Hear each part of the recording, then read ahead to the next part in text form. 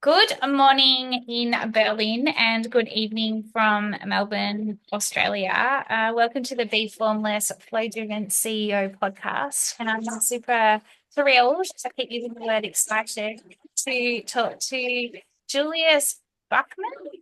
I That thought is I right. asked you that, Julius. Did I get that right, your surname?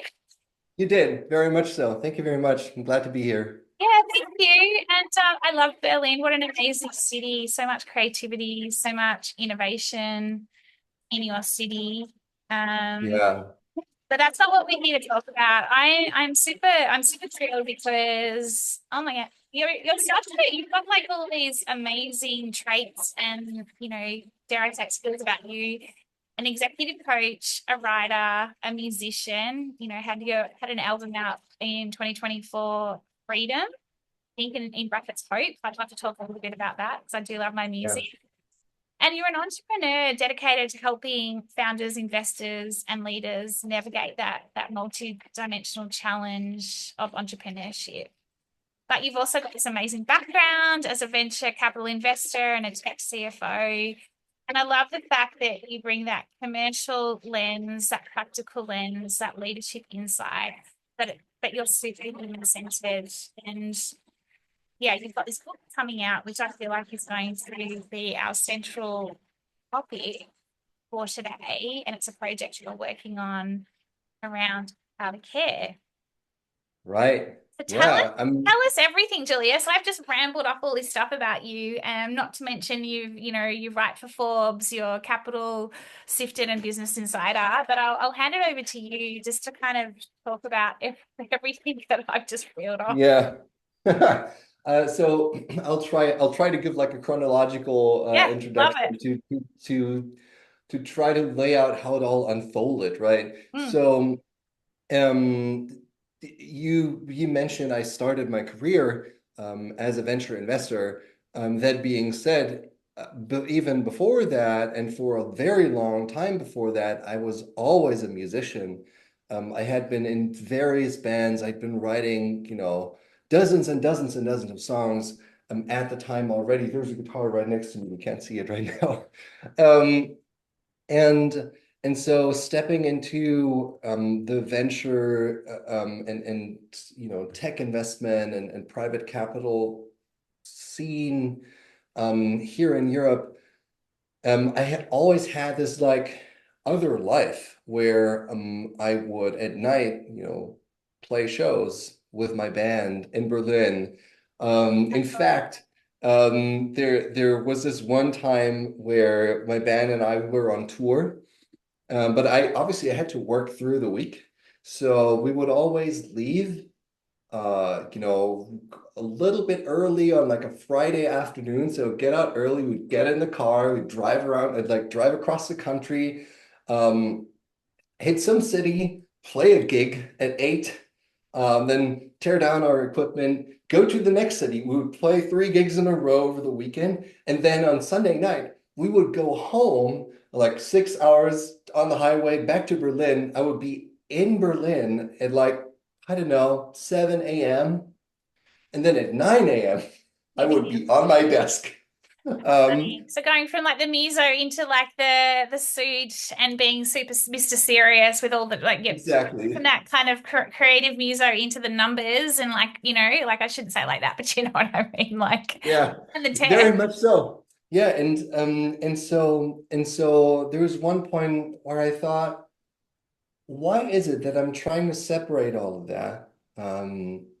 And how can I lead my life so I can integrate all of Mm, these elements even more? mm, Because it feels like I'm living like a life over here and another life over there, and mm. that doesn't make sense at all, right?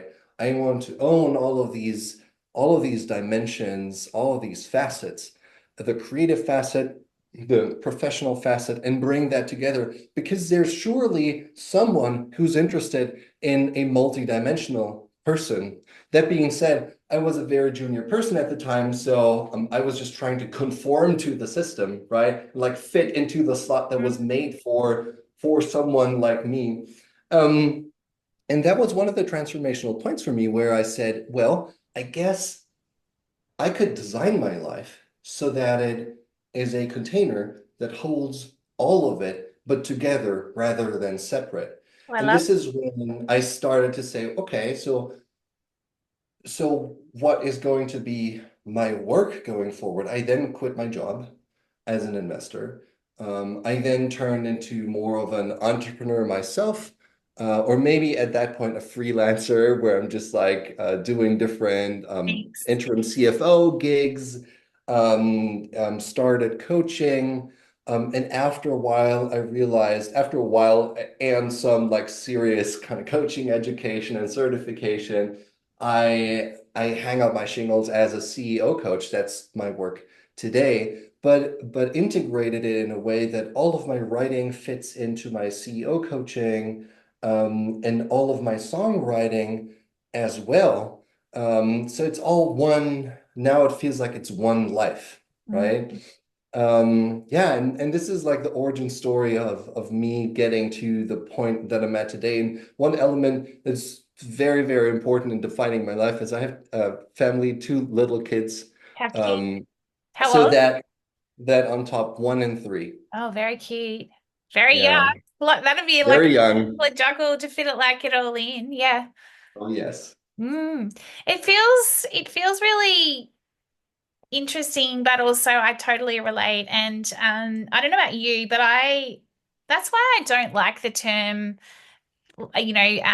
life work balance. I don't believe Yeah, there's a difference because it's almost like life and then there's work. Do you know what I mean? And it's like get your life yeah, work balance. Whereas what you're yeah. talking about is how do you integrate it all so it becomes one interconnected and what I like to call an ecosystem where you can shine your brightest, you can perform your best, you can be your best, and you're bringing out all the amazingness about you into, like you say, that one container. And then you dial up the Right. aspects you need to dial up as and when you need to dial them up. Like, is that like relatable to you in terms of the Yeah, work-life balance piece? it resonates a lot, right? So work-life balance is this, one side, the other side, and Mm, then like you kind of create a balance. mm, Work-life integration is what I already did, like this. But then when you talk about an ecosystem, that's when you have multiple parts mm, and they benefit each other. mm, And one of the breakthrough moments that I had was to say, I need to design the ecosystem of activities. I'll call that activities, right? The writing, the music, the coaching, maybe other advisory work that I do, family. But within family, there's my partner, mm, my kids, right? Different activities. How can I arrange them in a way that they're a positive feedback loop, mm, that they're positively contributing to each other. mm, Um, and when I realized how to do that, I generated more energy because there's a certain role that writing plays in my life. And mm. you could say, well, it's a creative endeavor, so just lump it in with the creativity stuff, and music is in the same bucket. But music and writing have different kind of roles for me, right? Music is very free. It's music for me is very collaborative. I want to make music with other people in the Yeah, it's that room. improv, yes, and it's like, like I think about you like a band and like it's like you're on the guitar, someone's on the drums or whatever. Like, Exactly. you know, Exactly. it's And this is how I like to write music. When yes. I'm writing an essay, when I work on my book, I like to have interviews, but then I want to sit in front of like a wall of notes and I want to structure it. Mm, And I think I work in a more analytical and sequential mode. It's a very different thing, but it all has a place in the way I design. I mean, if we want to talk about flow, I design the flow that is my life. And it has all of these elements in the right order, in the right combination. And that's when, so to come back to that transformational moment, when I understood that I can combine these elements, activities in my ecosystem together so they create a reinforcing flywheel, so they generate energy for me, it made all the difference. And this is the only way I can bring all of these elements even into my life because like having a family with little kids and record an album and record a book and have a CEO coaching practice, it's a bit much. I mean, Yeah, I'm I like, acknowledge how that. do you, I how do you acknowledge that. how do you not burn out? Because like, I mean, I've experienced burnout, and I've recovered, and it's a continuous watching yourself and checking Yeah. yourself. You would know this. You're a high performer. I'm a high performer. But I love how you've created an ecosystem where, I talk about positive feedback with intent loops, so Yeah. very similar. Yeah, but how did what was your realization, and what was your moment where you're like, I need to find a way to put all this together to make it work, to give me that energy versus draining that energy and cooking myself or burning myself out? Like what, I'm not asking you to give away all your secrets, but how did you start to work through that you needed to do that? And then how did you then start to create that for yourself? Well, so for me, and I wouldn't claim this is the same for everyone. And in Mm, fact, with all of my clients, I try to have them figure out their own mm, system, mm, their own flywheel. mm, But for me, the moment of insight was kind of early on in my career. I had a colleague who's very, very fit, very sporty, and he would basically come to my apartment like every other morning at 7 a.m. and ring the bell and say, let's go and work out. Right. And I would like, roll out of bed. I would hate sports and all the workout. But after a while, I realized on the days that I worked out, I felt great. yeah, I had way more energy. I I love also working had out. way more energy to create, Mm, right? I became more creative. So I realized, okay, so there's like at the bottom of the stack of the energy stack, there's just like a regular workout routine. And I'm not saying, I need like I probably need an extensive training plan, but like I at least need some what I call embodied practice. mm, So there's like a no excuses.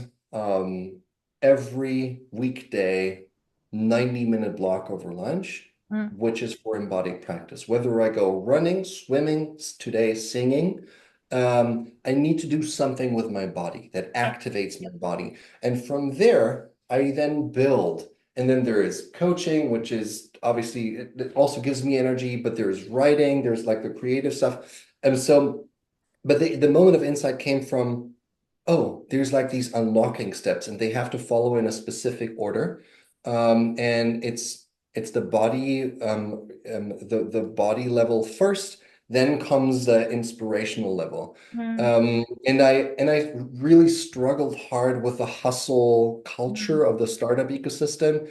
And the same way back in the days where I had a double life, right? There was the startup and venture Double life. ecosystem that did hustle culture, and then all of the artists that would also kind of embrace the same like struggling artist mindset, and you have to like sleep on the floor, and good songs are only written from like suffering. Mm, And I looked at it and said, you're all crazy. Like, is that a way to go through life, to just like try to suffer as much as possible, and that's how you generate high performance? And then burn out. Like, I mean, that can't be a way to live. no. Like, I'd rather write shitty music but feel good at it than like Mm. feel shit and write good Yeah, music. yeah, 100%. 100%. Yeah. Yeah, so that's really interesting because like for me, I burnt out from the hustle culture, right? And so, Hmm. interesting, and I totally vibe on the fact that it is around building that ecosystem that works for you. And, I've got this and I also talk to a lot of my clients about it, and like that, what's that power up and what's that powering down? So I've got to power up for the day to like Hmm. myself, but I've also then got to power down. So I'm subtracting from my day what's I need to let go of in order to be able to then start again tomorrow. Tell us a little bit about your book. This because it kind of relates to all of this, and obviously the project, Yeah. the title, and I'd love for you to share a little bit about that in terms of that. I believe it's How to Care. Right. Yeah. So the working title of the book is How to Care. And it came about because I made these observations both in my personal life, where now we have two kids. So the kind of cognitive, mental, emotional load of being parents is very real for us. All the debates on like equal care and care work is very real for us, Mm. especially in those formative years when the kids are very, very young. You have to adapt to the new normalcy. Um, and so I started to ask myself the question, why am I falling into like very traditional roles of like being the father who's working and then doing some of the work in the household, but my wife is doing way more, like and carrying all of these questions with her, like, oh, what size are the kids' clothes? And what will the kids' clothes sizes be next summer? And all of that, and I observed that and said, I didn't want to be that person, but now I am. How did that happen? How did it happen that my wife carries more responsibility about some of the things at home? And then at the same time at work, I'm talking to these business partners, and then also they also talk about sharing responsibility or carrying the responsibility for the entirety of their business. Mm. And I'm realizing the patterns are exactly the same. The way people talk about carrying responsibility mostly is from the perspective of it's work, it sucks, it's hard. We carry responsibility. We carry, it's heavy, right? It's like Um, hustle. it's It's like hustle, another way, right? like just like yeah. Yeah, very much work and like oriented towards suffering.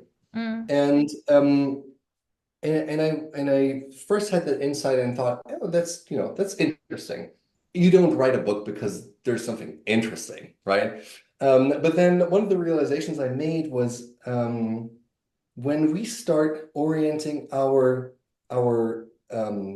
consciousness away from what is it that we have to do, as in your responsibility is to, I don't know, clean clean the house, right? Your responsibility is it to do the laundry. It's always the what. Your responsibility is to run marketing, right? It's the what. Mm. What is the task to be performed? What are maybe the results you're being asked to produce? If we manage to shift away from the what to the who, right?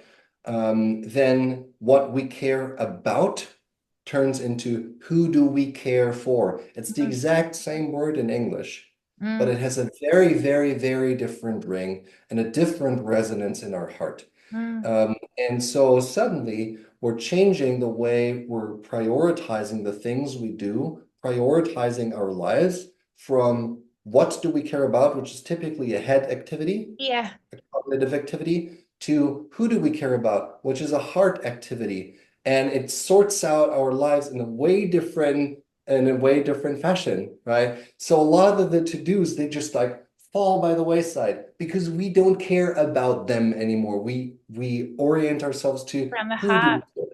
Mm. Yeah. Mm. I love That's what that. this book is about.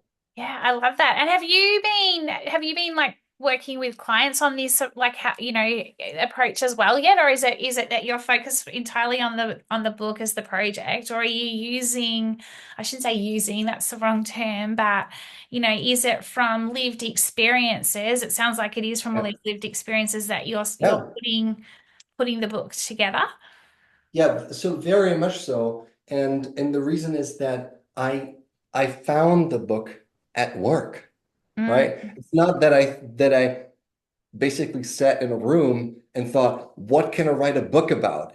And then I came up with this, mm, but I observed these problems, and then I realized here is a potential solution. Mm, And it's, while you could you could make the case that I made this up with the whole story.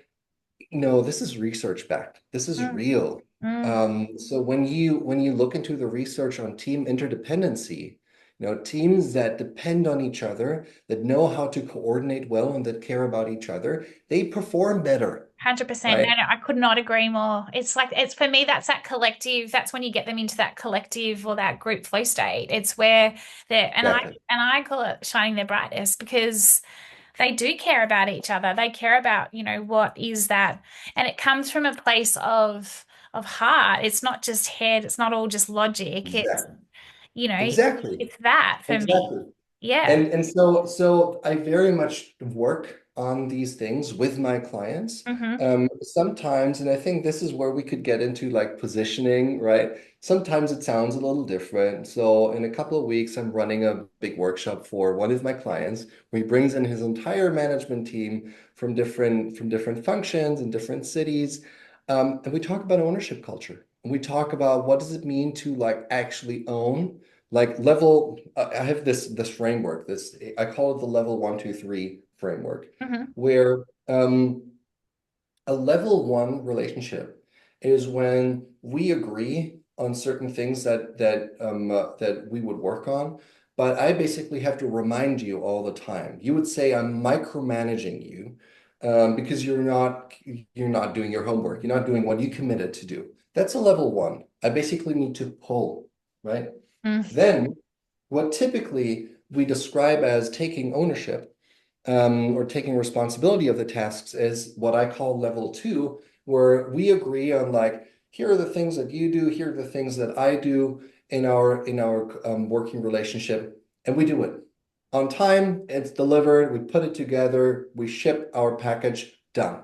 Right? That's level two.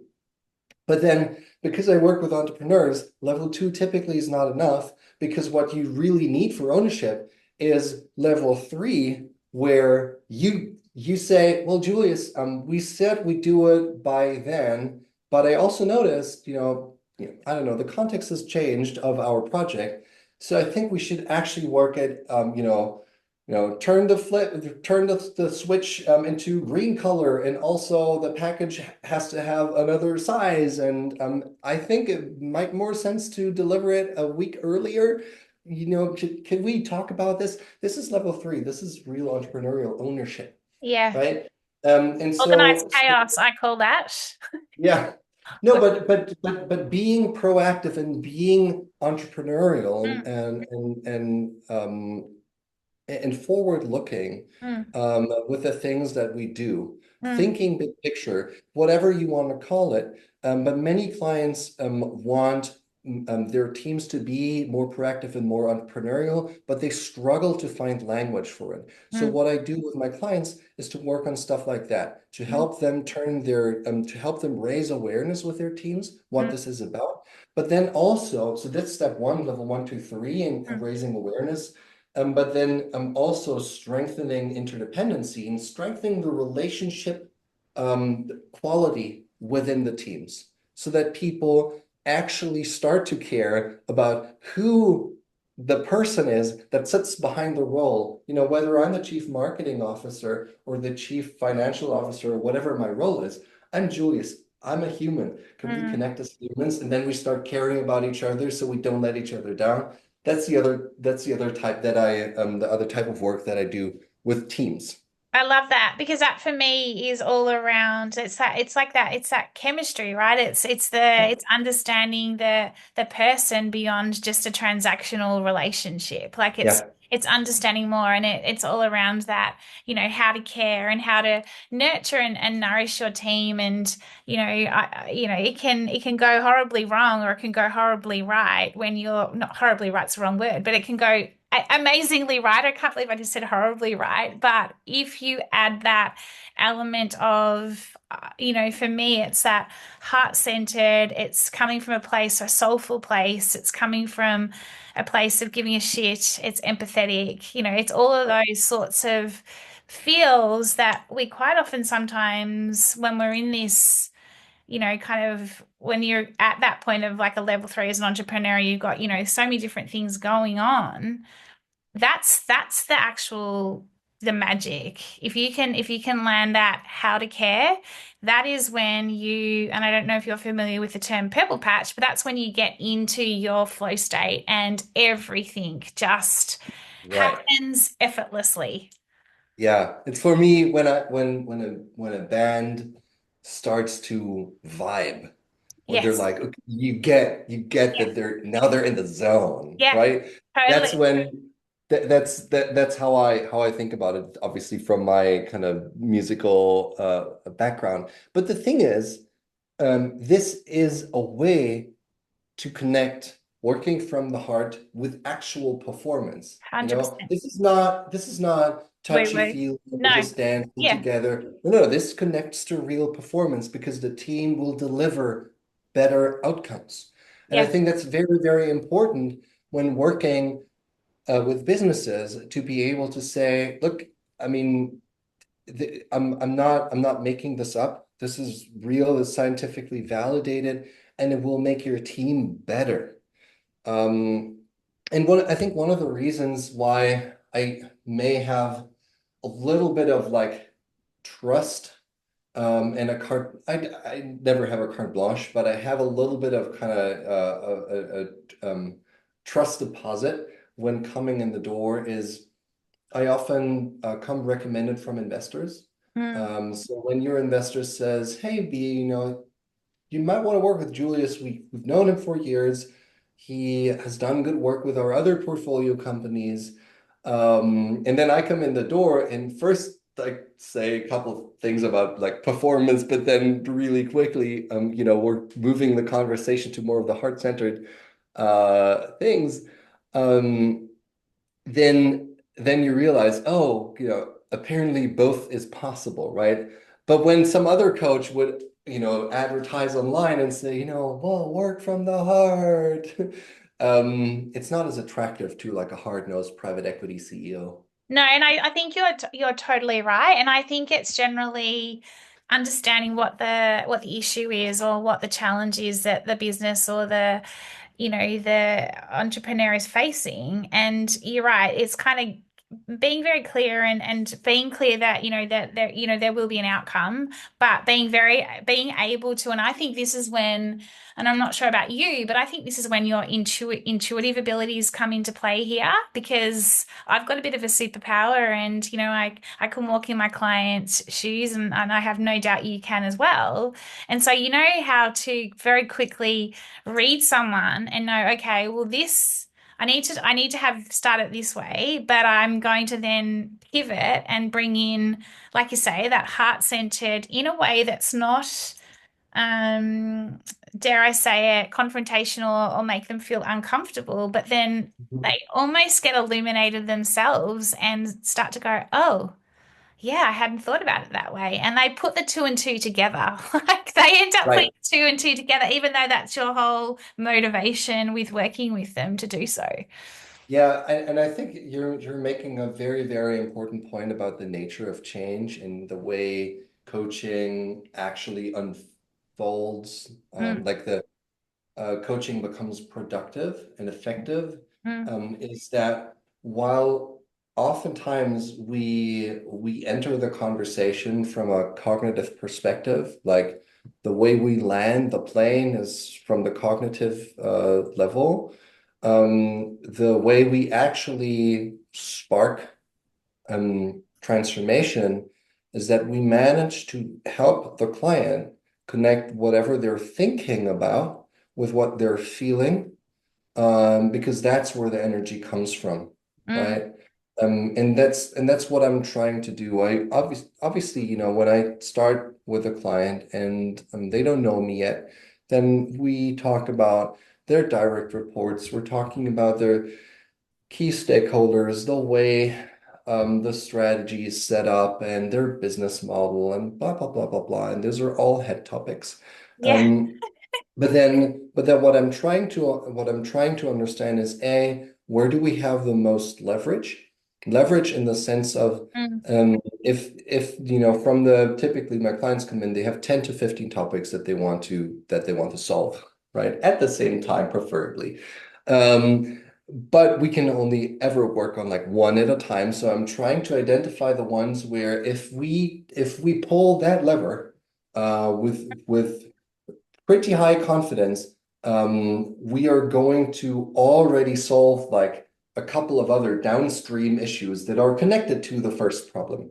So I'm trying to identify that, and I'm also trying to identify what's the trigger point for their change process. So there's one client that I've started to work with, and she came in and basically said, I want to work on I'm not entirely happy with like the way I go through life right now. My mm, routines, it's all a little bit kind of out of out of whack. And it's not it's not a catastrophe, but it just like over time it veered off path. And I'm not where I want to be. I'm not the person that I want to be. mm, Right. And she and we did a couple of sessions and then she started to talk about her relationship with her business partner. mm, Right. And so I identified 2 points that seem to be emotionally attached, right? The first one was there's almost no exercise in her routine anymore. And I was like, this is probably the fundamental level where you will feel change because your body will feel different every day. yeah. If you just do simple exercise, I'm not Mm, saying you need to be a triathlete or like a marathon runner or mm, something that's crazy, just very simple things. That's number one. So you can feel the change. But then I also noticed, oh, there's an emotional barrier that you need to break through. And you're really fearful about even addressing it. mm. So that's what we'll then work first on. Even What's the though resistance? I thought I call it the architecture of change or like designing the arc. Um, I thought it would come from physical change, right? No, it was on the emotional level. There was something that's holding her back. And that's what we're working on first because, Yeah. it's the one thing that we can do to create change and to like unshackle the person Yeah. and then go through and oftentimes then when you have solved the major issues, either in a person or in an organization, like the rest often like sorts itself out. 100%. I 100%. No, I could not agree with you more. And for me, it's around what's the resistance and kind of like, I've got my own methodology, but that learn piece, understanding, I don't know about you, but I'll quite often speak to clients and I'm like, I want you to do some this resistance exercise, right? And they're like, I've got no resistance to anything, B. Like this is going back to your head topics. And I'm like, oh, well, just go away and just journal for a couple of weeks and let's just see. And then the next thing they come back and they're like, oh. Like it's Yeah. never the head issue. It's like, oh my goodness, all this stuff's just come up and how did this? So it's like it comes back to the start with generally with the head and then how do you tap into the heart? Because like you say, the heady issues generally go away. I'm conscious that I could keep talking to you and I feel like we could keep talking and talking. Right. I've got two final questions for you. I'm a bit of a muso and I kind of just wanted to know a little bit more about you. You created your album Freedom Hope in 2024. What's behind that? Just quickly, I'm just keen to like because we've been talking a lot about freedom and caring and the possibilities and hope that's coming out of what we've been talking about. You've had an album, so is there Yeah. a connection there? There's I'm not sure if there's a direct connection, but with that album, it's a collection of songs and the ones that I wrote about that time were I was trying to work through an existential like concern and fear. I think stepping into my role as a father, into a different responsibility as a father, and I look out at the world, and there's basically war around the corner in Europe. There is climate change. There are people coming into power that I very much do not agree with their policies and their ways of like dealing with people. And I'm thinking like, what is the world we're living in? Um, and and the freedom part is the legacy part of the title, but the hope part is what I added. Because in the process of writing these songs, for example, Freedom, but also other songs, I found hope again, and I found a way to focus on the things that are going well. Mm. Because what is in our control? What is the freedom we have to change the way we're focusing our consciousness? It is to focus on the stuff that makes us hopeful, right? Yes, I could Um, not agree more. Yeah, I yeah, and so that's really like the the the lyrical direction of the album. but it's also, for me, it totally relates to everything that you're talking about with what you're doing with your clients. And, that quite often we get stuck in our heads. And so how do we show that there is hope and there's those, like for me, it's called endless possibilities, which leads into my final question. What is given the world we're living in and, there's so much coming at us at pace, AI is shaking everything up, we've got Mm, crazy like global politics happening. We've got wars. right. What is your hope for the future of the leaders of what is your hope for the leaders of tomorrow? Yeah, what would be your one big hope for them? So my hope for the leaders of today and tomorrow, um, is that they all focus a little bit more to how they can positively contribute to the world, but to like a positive human experience, right? Not to this, the power and the ego games, but a positive contribution to humanity. Because right now I'm seeing a lot of turf wars and it's just not moving us forward. No, I love that. Thank you. And then how do we find out more about you? When is your book coming out? Where do we sign up for your newsletters? There's lots of different things that we can find out about you, your business, everything. Right, Where is best right. to, yeah. Yeah. So the easiest way is to go to juliusbachmann.com. That's my personal website. You can sign up for my newsletter there. The book is coming out in 2026, Cool. so next year. And the best way to stay up to date is, in fact, to follow and subscribe to my newsletter. Cool. If it's more coaching related, my coaching firm is called Bachman Catalyst, and you can find it at bachmancatalyst.com. But if you're landing on my personal homepage, you just click coaching and you will be redirected there. Awesome. Thank you. Well, Julius, thank you so much. I've Thank loved you. our conversation and I'm going away feeling super hopeful and super inspired, just even about everything. And I might go and play some music actually now and versus turning the TV Great. on for the evening. But thank you and I wish you a wonderful day. Thank you. You too. Thanks for your time. Thank you.